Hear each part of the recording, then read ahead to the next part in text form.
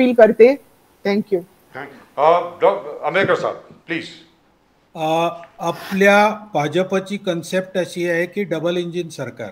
आपण जर पाहिलं असेल तर UPA काळामध्ये देशाचा अर्थव्यवस्था रसातळाला गेली होती. त्याच काळामध्ये सुदैवाने 2014 ते 2019 आणि नंतर या पुढच्या काळामध्ये सुद्धा डबल इंजिन सरकार जेव्हा होतं तेव्हा महाराष्ट्राचे या लोकांच्या 15 वर्षाच्या काळातले जे काही अडकलेले प्रोजेक्ट होते त्याच्यामध्ये सागरी सेतू असेल म्हणजे अटल सेतू असेल, त्याच्यानंतर समृद्धी महामार्ग असेल, वाढवण बंदर असेल, त्यानंतर अशा प्रकारचे सगळे जे प्रोजेक्ट होते ते देवेंद्रजींनी पुढे येऊन सर्व प्रोजेक्ट अंमलामध्ये आणलेले आहेत.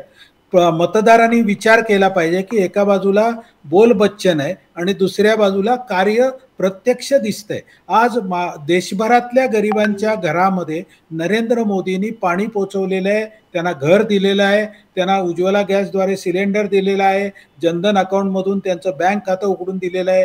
काँग्रेसला जे 70 वर्षात जमलं नाही अशा 52 कोटी लोकांना बँकेपर्यंत नेऊन पोहोचवलं आहे. आणि सगळ्यात महत्त्वाची गोष्ट म्हणजे काँग्रेसचे माजी पंतप्रधान राजीवजी गांधी यांनी जे सांगितलं होतं की दिल्लीहून 1 रुपया निघाला की 85 पैसे मधले दलाल कंसात काँग्रेसचे खात होते आणि 15 पैसे गरिबाच्या हातात जात होते. तर नरेंद्र मोदींनी केलेल्या डिजिटल इंडियामधल्या क्रांतीमुळे DBTमुळे प्रत्येक लाभधारकाच्या खात्यामध्ये ते पैसे जात आहेत. आणि नरेंद्र मोदींनी आज ease of living, ease of doing business, ease of travel, ease of air travel, ease of rail travel, ease of road travel अशा ज्या काही सगळ्या बाजूनी सर्वांगीण प्रगती केली आहे ती जर महाराष्ट्रामध्ये युतीचं सरकार असेल महायुतीचं तर डबल इंजिन आपल्याला डेव्हलपमेंट मिळेल.